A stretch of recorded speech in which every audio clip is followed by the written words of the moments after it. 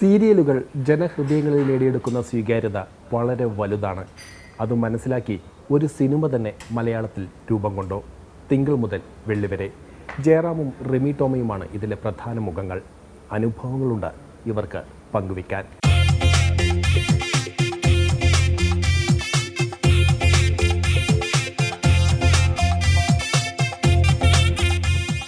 ജയറാമേട്ടനും റിമിയും ഇന്ന് സിനിമയുടെ പ്രിവ്യൂ കണ്ടു. എന്താണ് റിമി ആദ്യമായി പറഞ്ഞത്?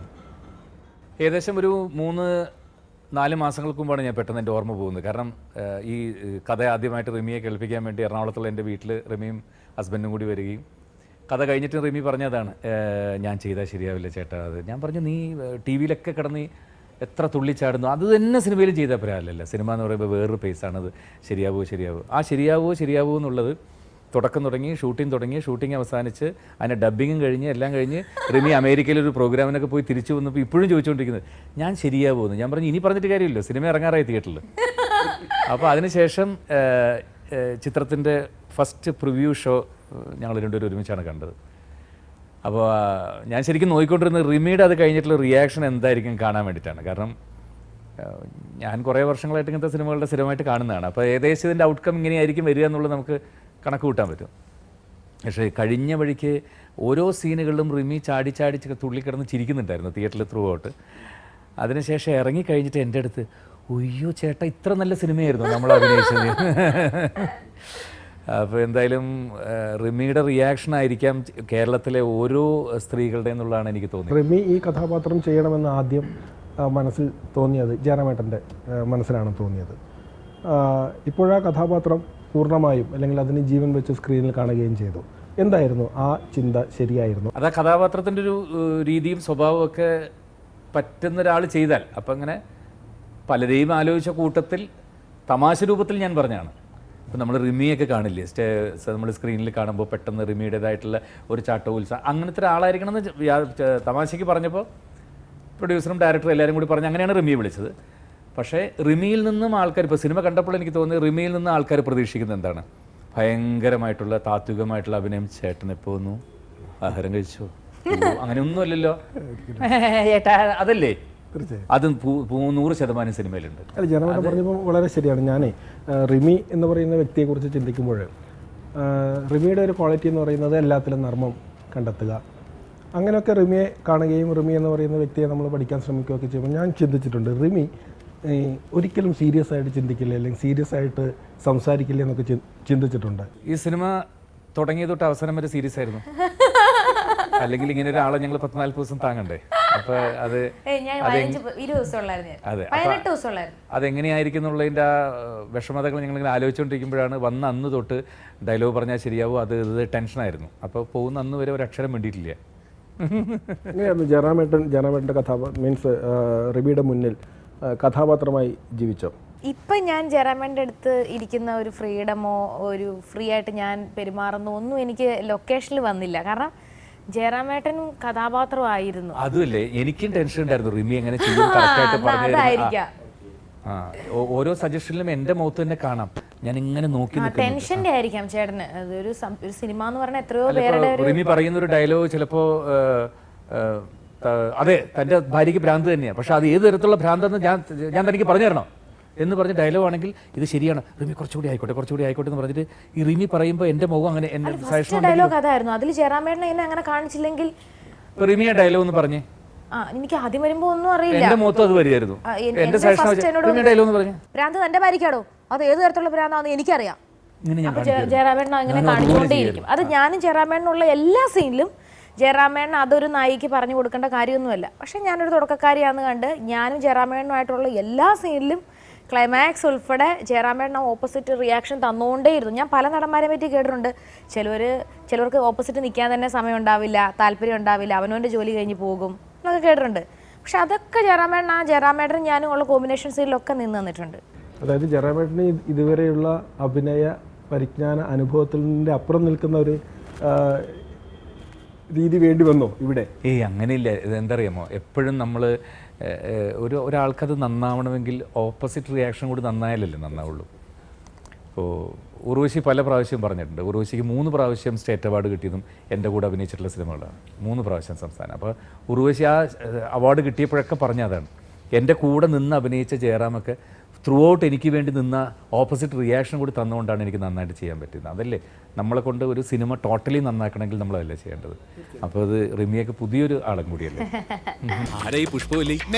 പഞ്ചായത്തിൽ എവിടെ വന്ന് ചോദിച്ചാലും പുഷ്പവല്ലിയെ കുറിച്ച് പറഞ്ഞു തരും. അത്രയ്ക്ക് ഫേമസ് അല്ലേ പുഷ്പ. എല്ലാ സീരിയലുകൾക്കും ഒരേ ഒരു എഴുത്തുകാരൻ, ജയദേവൻ ചുങ്കത്തറ. സ്ത്രീകളെ പൾസ് എന്തിരുന്ന് പുള്ളിക്ക് കൃത്യമായിട്ടാണ്. സീരിയലുകൾ അല്ലെങ്കിൽ സീരിയലാണ് ഇതിൻ്റെ ഒരു പ്രധാന കഥാതന്തു, അതിൽ നിന്നാണ് വികസിക്കുന്നത്. പക്ഷേ അങ്ങനെ ഇരിക്കുമ്പോൾ തന്നെ ഈ സിനിമയ്ക്ക് എപ്പോഴും പ്രശ്നമാണ് സീരിയലുകൾ എന്നുള്ള അഭിപ്രായങ്ങൾ വന്നുകൊണ്ടിരിക്കുമ്പോൾ സീരിയൽ തന്നെ വിഷയമാക്കിയ ഒരു സിനിമ അങ്ങനെ ചെയ്യാൻ അതിൽ കാര്യമുണ്ടാകും. കാരണം മോഹൻലാൽ പറയുന്നത് പോലെ ഒരു സിനിമയും ഓടാതിരിക്കട്ടെ എന്ന് പറഞ്ഞ് ആരും ചെയ്യില്ല. അല്ല, ഈ സിനിമയെ സംബന്ധിച്ച് പറയുകയാണെങ്കിൽ ഇപ്പോൾ പുതിയ തലമുറയിലുള്ള പുതിയ കഥകളും പുതിയ ടെക്നോളജിയും പുതിയ തരത്തിലുള്ള എല്ലാം പുതിയത് വന്നു കഴിഞ്ഞു. അപ്പോൾ ഇത്തരം ഒരു സിനിമയ്ക്ക് എന്താണ് ഒരു സ്പേസ് മലയാള സിനിമയിൽ നമുക്ക് ചോദിച്ചാൽ ഒറ്റയടിക്ക് ഉത്തരം പറയാവുന്നതാണ്. ഈ സിനിമയുടെ ശരിക്കും ഒരു ഓഡിയൻസ് എന്ന് പറയുന്നത് കുടുംബ പ്രേക്ഷകർ തന്നെയാണ്. അതും കുടുംബ പ്രേക്ഷകർ എന്ന് പറയുന്നത് ഇന്ന് ഏകദേശം 90% ടി വിയെ ഡിപ്പെൻഡ് ചെയ്ത് അതിൻ്റെ മുമ്പിൽ നിൽക്കുന്നവരാണ്. ഇപ്പോൾ എൻ്റെ ഫാമിലി തന്നെ എടുത്താൽ, ഞാൻ എറണാകുളത്ത് വന്നാൽ താമസിക്കുന്നത് എൻ്റെ ഫാദറിലെയും മദറിലോടും കൂടിയാണ്.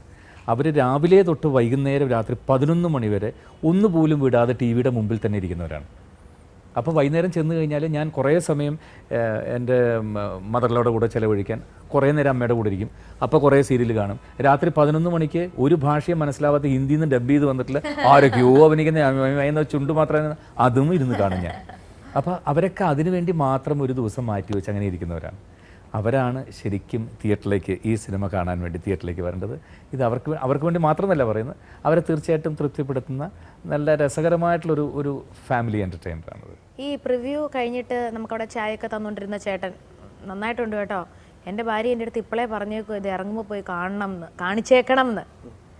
അപ്പം ഞാൻ വിചാരിച്ചു, അയ്യോ അങ്ങനെ എല്ലാ ചേച്ചിമാരും അങ്ങനെ വിചാരിച്ച അതാണ് നമ്മുടെ അത് എനിക്ക് കിട്ടിയ വലിയൊരു കോംപ്ലിമെൻ്റ് ആയിട്ട് എനിക്ക് തോന്നി. ഇതിപ്പോൾ അതിനകത്ത് ആ രീതിയിൽ അങ്ങനെ പ്രേരിപ്പിക്കുന്ന ചില ഡയലോഗുകളും നമ്മുടെ പ്രൊമോയ്ക്കകത്ത് ഉണ്ട്. അങ്ങനെ റിമിക്ക് തോന്നുന്നുണ്ടോ ഈ കൂടുതൽ വൈറലായി ആവാൻ സാധ്യതയുള്ള ഡയലോഗുകൾ തോന്നിയിട്ടുണ്ടോ? ഇപ്പം എത്ര സ്ഥലത്ത് ചെന്നിട്ട് തന്നെ ഈ 1 മിനിറ്റ് എന്നുള്ള കാര്യം പറയുന്നുണ്ട്. പിന്നെ കണ്ണൂരിട്ടിയാ പേടിക്കുന്ന എന്ന് പറഞ്ഞ് ഞാൻ ചോദിക്കുന്ന പിന്നെ ആണുങ്ങളുടെ അല്ല എന്താ പെണ്ണുങ്ങളുടെ നമ്പർ മാത്രമേ ചേട്ടൻ്റെ ഫോണിലുള്ളല്ലോ എന്ന് പറയുന്ന ആ സംഭവം ഈ ട്രെയിലറിലെ മിക്ക ഡയലോഗും എല്ലാവരുടെ മനസ്സിലുണ്ട്. സാറാണ് അഡ്ജസ്റ്റ് ചെയ്തില്ലായിരുന്നെങ്കിൽ എന്റെ പ്രോഗ്രാം മുടങ്ങിയത്. എന്തായിരുന്നു എന്റെ ജയേട്ടനുമായിട്ട് നിനക്ക് അഡ്ജസ്റ്റ്മെന്റ്? കണ്ണൂരിട്ടെ കരഞ്ഞു പോകുന്ന പൊട്ടിപ്പെണ്ണ അല്ലേ ഈ പുഷ്പവല്ലി? അനുഭവിച്ചോട്ടെ. സാറിനെ പോലുള്ളവർ ജീവിച്ചിരിക്കോണ്ടേ ആണുങ്ങൾക്ക് 10 കഴിയാതെ വീട്ടിൽ കയറാൻ പറ്റില്ലട്ടാ. തന്റെ അഭിനയം പോരാ, താൻ ഡയലോഗ് പറഞ്ഞ രീതി ശരിയായിട്ടില്ല. എന്റെ സ്വപ്നത്തിലുള്ള പോലെ ഒന്നും നീ ആവണ്ട. പെണ്ണുങ്ങളുടെ എല്ലാ നമ്പരും ചേട്ടന്റെ ഫോണിൽ കണ്ടേ, പക്ഷെ ആണുങ്ങളുടെ ഒന്നും കണ്ടുമില്ല. തമാശക്കാരൻ തന്നെ. ജനാർദ്ദന്റെ ഒരു കഥാപാത്രം ഉണ്ടല്ലോ, സീരിയൽ ചെയ്യുന്ന ആൾക്കാരെ ഒക്കെ വെടിവെച്ച് കൊല്ലണം എന്ന് പറഞ്ഞ് ഉള്ളൊരു കഥാപാത്രം അല്ലേ? അതെന്താണെന്ന് വെച്ചാൽ ജയദേവൻ ചുങ്കത്തറ എഴുതി അവസാനം സ്വന്തം വീട്ടിലുള്ള ആൾക്കാരെ തന്നെ കഥാപാത്രങ്ങളാക്കി തുടങ്ങി. പലർക്കും സംശയം തോന്നിയിട്ടുണ്ട് ആ വിധത്തിൽ വരുന്നത് സ്വന്തം അമ്മയാണോ അച്ഛനാണോ അമ്മൂമ്മയാണോ കാര്യം. അപ്പോൾ അച്ഛൻ മേജറായിരുന്നു, മിലിറ്ററിയിൽ നിന്ന് റിട്ടയർ ചെയ്തിട്ടില്ല, കേണലായിരുന്നു. അപ്പോൾ ഒരു അവീത സീരിയലിൽ ഒരു കേണലെ കൊണ്ടുവന്നു, കേണലൊരു അവീതമായിട്ടുള്ള ഭാര്യ, അതിലൊരു മോള്. അപ്പോൾ അച്ഛനെ തന്നെ നാട്ടുകാർ കളിയാക്കി തുടങ്ങി. ഇത് മോൻ എഴുതുന്നത് സ്വന്തം അച്ഛനെ പറ്റി തന്നെയല്ലേ. അങ്ങനെയാണ് അച്ഛൻ സകല സീരിയലുകാരെ ഞാൻ വെടിവെച്ച് കൊല്ലുമെന്ന് പറഞ്ഞത്. ഇതിനകത്ത് ഇപ്പൊ തിങ്കൾ മുതൽ വെള്ളി വരെ എന്നിട്ട് അച്ഛൻ തന്നെ കാണുന്നുണ്ട്. അതെ, വെടിവെച്ച് കൊല്ലുന്നു പറഞ്ഞപ്പോഴും അച്ഛൻ ഈ അച്ഛൻ തന്നെ വൈകുന്നേരം സീരിയലിൽ നിന്ന് കാണുന്നുണ്ട്.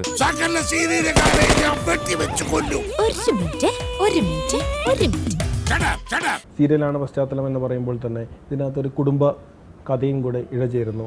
അതിനൊപ്പം തന്നെ ഇതിനകത്ത് നർമ്മത്തിനാണ് പ്രാധാന്യം എന്ന് സിനിമ ഇറങ്ങുന്നതിന് മുന്നേ അന്വേഷിക്കുന്ന ഒരുപാട് ആൾക്കാരുണ്ടായിരുന്നു. അല്ല, നർമ്മം എന്നുദ്ദേശിക്കുന്നത് നമ്മളിപ്പോൾ ഒരു തമാശ ഉണ്ടാക്കാൻ വേണ്ടിയിട്ടുള്ളൊരു സിനിമയല്ല. എന്നാൽ ഏത് തരത്തിലുള്ള നർമ്മമാണെന്ന് ചോദിച്ചാൽ ഇതിനകത്ത് ദ്വയാർത്ഥ പ്രയോഗം വരുന്നതോ അല്ലെങ്കിൽ മോശം വരുന്നതോ അങ്ങനെ നമ്മൾ അതിന് വേണ്ടി ക്രിയേറ്റ് ചെയ്തിട്ടുള്ളതോ അങ്ങനത്തെ ഒരു തമാശകൾ ഇതിനകത്തില്ല. ഇത് ശരിക്കും ഞാനും എത്രയോ വർഷമായിട്ട് ചെയ്യുന്ന ഒരു കുടുംബ സിനിമകളുടെ ഒരു ഗണത്തിൽപ്പെട്ട സിനിമ തന്നെയാണ്. പിന്നെ സീരിയലിൻ്റെ ഒരു ബാക്ക്ഗ്രൗണ്ടിൽ പറഞ്ഞുകൊണ്ട് അതിന് ഭയങ്കര ഫ്രഷ്നെസ് ഉണ്ട്.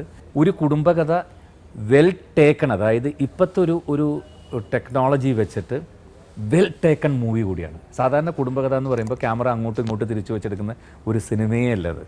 ഇതിൻ്റെ ഡയറക്ടർ 100% അതിൽ സക്സസ് ആയിരിക്കുന്നുകൊണ്ടും പറയാം. കണ്ണൻ താമരക്കുളം ഞാൻ വിചാരിച്ചിട്ടുണ്ട് ശരിക്കും പുള്ളി ചെയ്യേണ്ടത് ഒരു കുടുംബകഥയല്ല, ഫസ്റ്റ് ചെയ്യേണ്ടത് ഷാജി കൈലാസ് ഒക്കെ ചെയ്യുന്ന പോലെ ജോയ് സാർ ചെയ്യുന്ന പോലത്തെ ഒരു ആക്ഷൻ ഫിലിമാണ് ചെയ്യേണ്ടത് കണ്ണൻ എനിക്ക് തോന്നിയിട്ടുണ്ട്. സെൻസസ് സർട്ടിഫിക്കറ്റിൽ സാമൂഹിക പ്രതിബദ്ധതയുള്ള ചിത്രം എന്നൊരു ടാഗ് ലൈനാണ് കിട്ടിയേക്കുന്നത്. അതൊരല്പം കൂടുതൽ പ്രതീക്ഷ നൽകുന്നുണ്ട്. പിന്നെ ഇതിൻ്റെ സെൻസർ കഴിഞ്ഞ വഴിക്ക് ഞാൻ വളരെ ആകാംക്ഷയിലാണ് ആൻഡ്രോ ജോസഫിനെയും ഇതിൻ്റെ ഡയറക്ടറെയും വിളിച്ച് എന്തായെന്ന്. സെൻസറിങ് കഴിഞ്ഞു. അപ്പോൾ ഞാൻ ചോദിച്ചു, സാധാരണ സെൻസറിങ്ങിലൊക്കെ നമുക്ക് പരിചയമുള്ള ചില ആൾക്കാരൊക്കെ ഉണ്ട്, അവരുടെ അഭിപ്രായമൊക്കെ ചോദിക്കാറുണ്ട്. പക്ഷേ ഇതെല്ലാം പുതിയ ആൾക്കാരായിരുന്നു. ഞാൻ പറഞ്ഞു എന്താണ് ക്ലീൻ യൂസ് സർട്ടിഫിക്കറ്റ്, അത് കൂടാതെ അവർ ഒരു സെക്കൻഡ് വെയിറ്റ് ചെയ്യാൻ പറഞ്ഞിട്ട് ഒരു കാര്യം കൂടെ എഴുതി തരാമെന്ന് പറഞ്ഞിട്ട് ഏറ്റവും കൂടുതൽ സാമൂഹിക പ്രതിബദ്ധതയുള്ള സിനിമ എന്ന് പറഞ്ഞ് ഒപ്പിട്ട് തന്നത് അത് വളരെ സന്തോഷം തോന്നി. എനിക്കിതൊക്കെ ഒരു പുതിയ അറിവാണ് കേട്ടോ. യു സർട്ടിഫിക്കറ്റ്, എ സർട്ടിഫിക്കറ്റ്, ആകുമ്പോൾ എ കാണുമ്പോൾ മാത്രം നമ്മൾ കയറാറില്ലായിരുന്നു, പേടിച്ചിട്ട്. ചിലപ്പോൾ എ സർട്ടിഫിക്കറ്റ് ഉണ്ട്, യു എ ഉണ്ട്, അറിയാമോ? യു എ ഉണ്ട്. ചില അങ്ങനത്തെ സർട്ടിഫിക്കറ്റ് ഒന്നും ടി വിയിൽ കാണിക്കാൻ പറ്റില്ല സിനിമ. ഓ അത് ശരി, യു എ എന്ന് പറഞ്ഞാൽ കാണിക്കാൻ പറ്റില്ല. ശരി. ഒരു സൈക്കോളജിക്കലി ചിന്തിക്കുകയാണെങ്കിൽ ശരിക്കും നമ്മളൊരു തിയേറ്ററിൽ ചെല്ലുമ്പോൾ സിനിമ കാണാനുള്ള ആഗ്രഹവും കൊതിയും അത് നൽകുന്ന സന്തോഷം, അതിനൊപ്പം തന്നെ അതിൻ്റെ സറൗണ്ടിങ്സ് നൽകുന്ന ഒരു സന്തോഷം സൈക്കോളജിക്കലി പറയുന്നുണ്ട്. കാരണം ഇത്രയും ആൾക്കാർ കൂടുന്നു, ഒരു കല്യാണത്തിന് പോകുമ്പോൾ ഇത്രയും ആൾക്കാർ നമ്പർ ഓഫ് കൂടുന്നതിനനുസരിച്ച് നമുക്കൊരു സന്തോഷം നൽകുന്നു. അത് തന്നെ സിനിമയിലും ഒരു മാസ് ഫിലിം ആകുമ്പോൾ, അല്ലെങ്കിൽ കൂടുതൽ താരങ്ങൾ, കൂടുതൽ മുഖങ്ങൾ, കൂടുതൽ കഥാപാത്രങ്ങൾ ഉണ്ടാവാറുണ്ട്. അതും നമുക്ക് ഇതിൽ നിന്ന് പ്രതീക്ഷിക്കാം. സീരിയൽ എന്ന് പറയുന്നത് ഇന്ന് വളരെയേറെ സ്ത്രീകളിൽ ഒരുപാടൊരു അഡിക്ഷൻ തന്നെയുള്ള സംഗതിയാണ്. ഈ സിനിമയിൽ എനിക്ക് തോന്നുന്നു സാമൂഹിക പ്രതിബദ്ധതയുള്ള സിനിമ എന്ന് ഒരുപക്ഷെ സെൻസർ സർട്ടിഫിക്കറ്റ് തരാൻ കാരണം തന്നെ സീരിയലിൽ നടക്കുന്നതല്ല, റിയൽ ജീവിതം എന്ന് പറയുന്നത് വേറെയാണ്. നിറയെ പെൺകുട്ടികൾ ഇത് കണ്ടിട്ട് വൈകുന്നേരം കണ്ടിട്ട് ഇതിൽ നിന്ന് ഇൻഫ്ലുവൻസ് ആവുന്ന ഒരുപാട് പേരുണ്ട്. ഭർത്താവ് വേറെ പോകുന്നുണ്ടോ, ഭാര്യ വേറെ പോകുന്നുണ്ടോ, മറ്റേ പോകുന്നുണ്ടോ, അങ്ങനെയുണ്ടോ, ഈ അവിഹിതമായിട്ടുള്ള സംഗതികളൊക്കെ ഒരുപാട് പേരുടെ മനസ്സിൽ കയറിയിട്ട് ഡിസ്റ്റർബൻസ് ഉണ്ടാക്കുന്നുണ്ട് നിറയെ പേർക്ക്. അത്തരമല്ല ജീവിതം എന്ന് പറഞ്ഞാൽ വേറെ ആണ്. പുഷ്പവല്ലിയുടെ കുഴപ്പം അത് തന്നെയായിരുന്നു. എൻ്റെ ജീവിതത്തിലേക്ക് കടന്നു വന്നപ്പോൾ ജയദേവൻ ചുങ്കത്ര എന്ന് പറഞ്ഞ എഴുത്തുകാരൻ്റെ സീരിയൽ കണ്ട് ആ അവിഹിതമായിട്ടുള്ള കുഴപ്പങ്ങൾ മുഴുവൻ ഇവളുടെ മനസ്സിലുണ്ട്. അതുകൊണ്ടാണ് കയറി വന്നിട്ടുള്ളത്. ഞങ്ങൾ തമ്മിലുള്ള പ്രശ്നങ്ങൾ മുഴുവൻ ഒറ്റ കാരണങ്ങളുണ്ടാണ്. എൻ്റെ കഥാപാത്രങ്ങൾ മനസ്സിൽ വെച്ചിട്ടാണ് ജീവിക്കുന്നത് എൻ്റെ കൂടെ. അപ്പോൾ മറ്റേ കുഴപ്പമുണ്ടോ, ആ കുഴപ്പമുണ്ടോ, ഈ കുഴപ്പമുണ്ടോ ഒക്കെ മനസ്സിൽ തോന്നിക്കൊണ്ടിരുന്നു. അതല്ല യഥാർത്ഥ ജീവിതം എന്ന് പറയുന്നത് വേറെയാണെന്നുള്ള രീതിയിൽ പറഞ്ഞതുകൊണ്ടായിരിക്കാം ഒരു സാമൂഹ്യ പ്രതിബദ്ധത എന്നുള്ള ഇത് വന്നത്. ഇത്രയും സീരിയൽ താരങ്ങൾ ഒരുമിച്ച് വന്നുള്ള പ്ലസ് പോയിന്റ് എന്ന് പറഞ്ഞാൽ സിനിമയിലുള്ള ആളുകളെ ഒരുപക്ഷെ ഐഡൻറ്റിഫൈ ചെയ്യുന്നതിനേക്കാൾ കൂടുതൽ ഇപ്പോൾ ഫാമിലിയിലുള്ളവർ പെട്ടെന്ന് എന്നും വൈകുന്നേരം സ്ക്രീനിൽ കണ്ടുകൊണ്ടിരിക്കുന്ന എത്രയോ താരങ്ങൾ, അവർ മുഴുവൻ ഒരുമിച്ച് എത്രയോ സീനുകളിൽ വരിക എന്ന് പറയുമ്പോൾ തീർച്ചയായിട്ടും അത് ഒരിക്കൽ ഒരു കണ്ണിനും കൂടി ഒരു കാഴ്ചക്ക് ഒരു കുളിർമ നൽകുന്ന സംഗതിയാണ്.